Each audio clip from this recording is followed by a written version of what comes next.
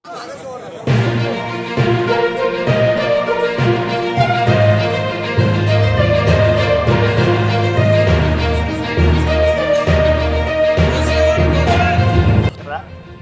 ಗೊತ್ತಿರುವಂತೆ ನಮ್ಮ ಕಾಮಗಾರಿಗಳ ಬಿಲ್ಗಳು ಪಾವತಿ ಆಗಿಲ್ಲ, ಭಾಳ ದಿನಗಳಿಂದ ಪಾವತಿ ಆಗಿಲ್ಲ. ನಾವು ಹಗಲೆಲ್ಲ ಇದನ್ನು ಪ್ರೆಸ್ ಮೀಟ್ ಮಾಡ್ತೀವಿ, ತಮ್ಮ ವಿಷಯಕ್ಕೆ ಬಂದೇವಿ. ಆದರೆ ನಾವು ಅದನ್ನು ಅವ್ರು ಮಾಡ್ತೇವೆ ಅಂತದಕ್ಕೆ ಸ್ಟ್ರೈಕ್ ಮಾಡೋದು ಆ್ಯಕ್ಚುಲಿ ಫೆಬ್ರವರಿ ಮಾರ್ಚಲ್ಲಿತ್ತು. ಅದು ಮತ್ತೆ ಮುಂದಕ್ಕೆ ಹಾಕಿದ್ವಿ. ಆದರೆ ಅದು ಇನ್ನೂ ಮಟ್ಟ ಏನು ಸುಧಾರಣೆ ಆಗಲಿಲ್ಲ. ಹೀಗಾಗಿ ಅನಿವಾರ್ಯವಾಗಿ ಇವತ್ತು ಒಂದು ಸಾಂಕೇತಿಕ ಮಾಡಿದ್ವಿ ಅಷ್ಟೇ, ಆದರೆ ಇಲ್ಲಿಗೆ ಮುಗಿಲ್ಲ. ಈಗ ನಾವು ಅವ್ರಿಗೆ ಒಂದು 15 ದಿನ ಟೈಮ್ ಕೊಡ್ತೀವಿ. ಆಮೇಲೆ ನಾವು ಅನಿರ್ದಿಷ್ಟ ಅವಧಿ ಧರಣಿ ಮಾಡ್ಬೇಕಂತ ಮಾಡಿವಿ, ಅಂದರೆ ಸತ್ಯಾಗ್ರಹ. ಅದು ಯಾವಾಗ ಪೇಮೆಂಟು ನಮ್ಮ ಸಮಸ್ಯೆಗಳು ಬಗೆಹರೋ ಮಟ್ಟ ಸರ್. ಆ್ಯಸ್ ಆನ್ ಟುಡೇ 25,000 ಕೋಟಿ ನಮ್ಮ ಉತ್ತರ ಕರ್ನಾಟಕ ಅಷ್ಟೇ ಹೇಳ್ತೇನೆ, ರಾಜ್ಯದ್ದಲ್ಲ. ಅದರಲ್ಲಿ ಸುಮಾರು 10,000 ಕೋಟಿ ಬೃಹತ್ ನೀರಾವರಿ ಇಲಾಖೆ ಐತಿ. ಆಮೇಲೆ 5,000 ಕೋಟಿ ಲೋಕೋಪಯೋಗಿ ಇಲಾಖೆ ಐತಿ.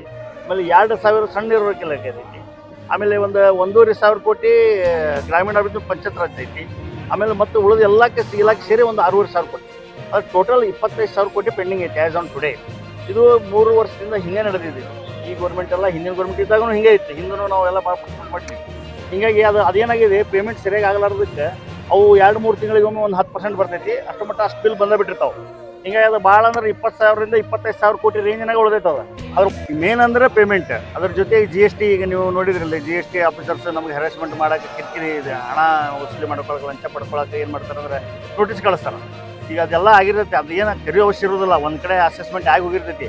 ಅದನ್ನು ಮತ್ತೆ ಅಸೆಸ್ಮೆಂಟ್ ಆ ಅಧಿಕಾರಿ ಹೋಗ್ತಾನೆ, ಮತ್ತೊಬ್ಬ ಅಧಿಕಾರಿ ಮತ್ತೆ ಅದನ್ನು ಕರಿತಾನೆ ಬೇರೆದವ. ಹಂಗೆ ಅವರು ಅಸಿಸ್ಟೆಂಟ್ ಕಮಿಷನರ್ಸ್ ಅಂತ ಇರ್ತಾರೆ, ಭಾಳ ಜನ ಇರ್ತಾರೆ. ಅವ್ರು ಬೇಕಾದವ್ರು ಕರಿಬೋದು ಅಂತ ಪವರ್ ಕೊಟ್ಬಿಟ್ರೆ ಅದೇ ಕಾಂಟ್ರಾಕ್ಟರ್ಗೆ 10 ಮಂದಿ ಕರಿತಾರೆ. ಇವು ಮುಗಿಸಿದ್ಮೇಲೆ ಅವ ಮುಗಿಸಿದ್ಮೇಲೆ ಅವ. ಹಿಂಗೆ ನಾವೆಲ್ಲ ಸರಿಯಾಗಿ ಅದನ್ನು ನ್ಯಾಯವಾಗಿ ತೆರಿಗೆ ಕಟ್ಟಿದ್ದಕ್ಕೂ ನಮ್ಗೆ ಹ್ಯಾರಾಸ್ಮೆಂಟ್ ಮಾಡಕತ್ತಾರ. ಇದ್ರ ಸಲುವಾಗಿ GST ಆಫೀಸರಿಗೆ ಮೀಟ್ ಮಾಡ್ಲಿಕ್ಕೆ ಹೋಗಿದ್ದಿತ್ತು ನೋಡಿದ್ರಿ. ಈಗ ಅವರು ಏನು ಹೇಳಿದಾರೆ, ಇದ್ರ ಬಗ್ಗೆ ಸೂಕ್ತ ಕ್ರಮ ಕೈಗೊಳ್ತು ಅಂತ ಹೇಳಿದಾರೆ ಜಾಯಿಂಟ್ ಕಮಿಷನರ್ ಅವರು. ಈಗ ಅವ್ರು ಜಾಯಿಂಟ್ ಕಮಿಷನರು ಇದ್ರ ಬಗ್ಗೆ ಸೂಕ್ತ ಕ್ರಮ ಕೈಗೊಳ್ತು ಅಂತಾರೆ.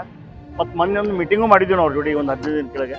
ಈಗ ನೆಕ್ಸ್ಟ್ ಒಂದು ಮೀಟಿಂಗ್ ಕರೆದಿದ್ದಾರೆ, ಮತ್ತು ಒಂದು ವರ್ಕ್ಶಾಪ್ ಮಾಡ್ತೀವಿ ಅಂದಿದ್ದಾರೆ ನಮ್ಗೆ ಅವ್ರು. ಅಂದ್ರೆ ಯಾವ ರೀತಿ ನಮ್ಮ TDS, ಯಾವ ರೀತಿ ಟ್ಯಾಕ್ಸಸ್ ಅಂತೇಳಿ ಅದು ಮಾಡಲಿ ಸಂತೋಷ. ಆದರೆ ಎಲ್ಲ ಗುತ್ತಿಗೆದಾರರು ಬಂದು ಟ್ರೈನಿಂಗ್ ತೊಗೊಳಕ್ಕೆ ಆಗೋದಿಲ್ಲ. ಯಾಕಂದ್ರೆ ಸಣ್ಣ ಗುತ್ತಿಗೆದಾರ ಇರ್ತಾರೆ, ಎಲ್ಲೆಲ್ಲೋ ಇರ್ತಾರೆ, ಇಂಟೀರಿಯರ್ ಇರ್ತಾರೆ, ಎಲ್ಲರಿಗೂ ಆಗಂಗಿಲ್ಲ. ಆಮೇಲೆ ನಾಲೆಜ್ ಇರೋ ಕೆಲವೊಬ್ಬರು ಅಷ್ಟು ಎಜುಕೇಟೆಡ್ ಇರೋದಿಲ್ಲ, ಗೊತ್ತಾಗಂಗಿಲ್ಲ.